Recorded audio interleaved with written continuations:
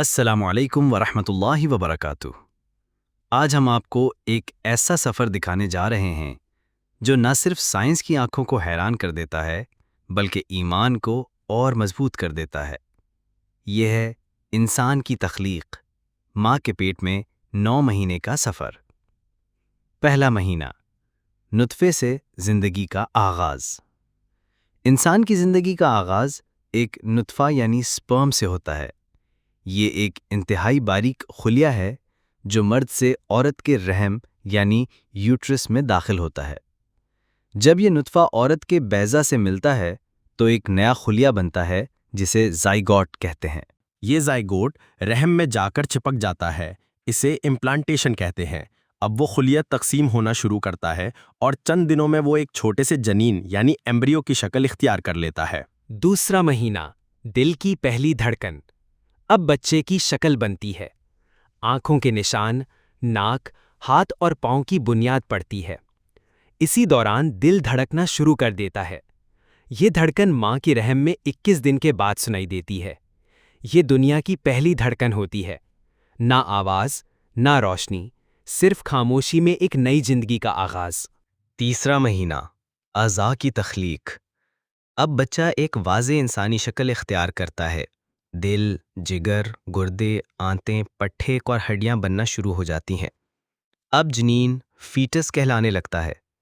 اس کا قد تقریباً 7 سے 10 سینٹی میٹر ہوتا ہے اور ماں کا جسم مکمل حفاظت فراہم کر رہا ہوتا ہے۔ چوتھا مہینہ، روح پھونکی جاتی ہے۔ 120 دن مکمل ہوتے ہی اللہ تعالی بچے میں روح پھونک دیتا ہے۔ یہ وہ لمحہ ہے جہاں سائنس خاموش ہو جاتی ہے اور ایمان بول اٹھتا ہے۔ اب بچہ صرف گوشت کا لوتھڑا نہیں بلکہ وہ جاندار، ذی شعور مخلوق ہے۔ ماں کو بچے کی حرکت محسوس ہونے لگتی ہے، کبھی لات، کبھی جنبش۔ یہی وہ محبت ہے جو ماں اور اولاد کے رشتے کو جوڑتی ہے۔ پانچواں مہینہ، سننا، محسوس کرنا، رد عمل دینا۔ اب بچہ ماں کی آواز پہچاننے لگتا ہے۔ سائنس کہتی ہے کہ آڈیٹری سسٹم یعنی سننے والا نظام اسی مہینے مکمل طور پر فعال ہو جاتا ہے۔ ماں کی آواز، دل کی دھڑکن، باہر کا شور، بچہ سب محسوس کرتا ہے۔ اس کے ہاتھوں میں انگلیاں، چہرے پر پلکیں اور انگلیوں کے نشان مکمل بن چکے ہوتے ہیں۔ چھٹا مہینہ، دماغی نشوونما اور نیند۔ اب بچے کے دماغ میں لاکھوں نئے نیورونز بنتے ہیں جنہیں سائنس میں سیناپٹک کنیکشنز کہا جاتا ہے۔ اسی دوران بچہ سونا اور جاگنا شروع کرتا ہے۔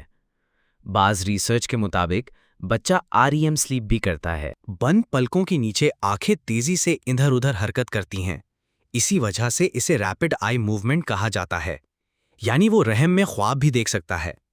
جلد پر حفاظتی تہ بنتی ہے جسے ورنکس کیسیوسا کہا جاتا ہے، جو بچے کو ماں کے پانی سے محفوظ رکھتی ہے۔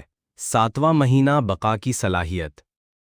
اب بچہ اتنا مضبوط ہو جاتا ہے کہ اگر وہ اس وقت پیدا ہو جائے تو اسپتال میں آرٹیفیشل وینٹیلیشن کی مدد سے زندہ رکھا جا سکتا ہے۔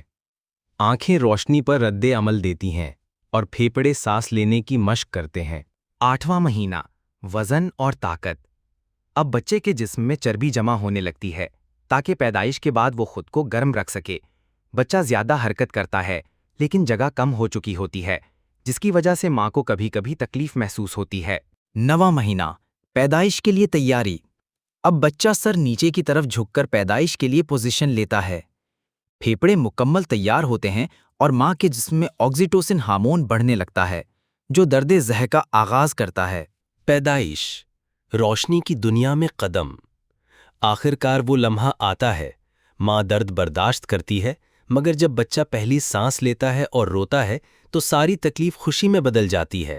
یہ ہے زندگی کی سب سے خوبصورت شروعات۔ قرآنی ثبوت، سورۃ المومنون۔ اللہ تعالیٰ فرماتا ہے، پھر ہم نے نطفے کو لوتھڑا بنایا، پھر لوتھڑے کو گوشت کا ٹکڑا بنایا، پھر اس گوشت سے ہڈیاں بنائیں، پھر ہڈیوں پر گوشت چڑھایا، پھر ہم نے اسے ایک نئی مخلوق کی صورت دی۔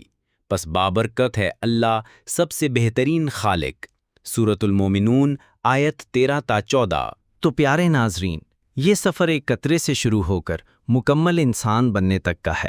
یہ سائنسی اعتبار سے حیران کن اور دینی اعتبار سے اللہ کی عظمت کا مظاہرہ ہے۔ اگر آپ کو یہ ویڈیو پسند آئی ہو تو لائک کریں، کامنٹس دیں اور چینل کو ضرور سبسکرائب کریں۔ اللہ آپ کو علم، صحت اور ہدایت عطا فرمائے۔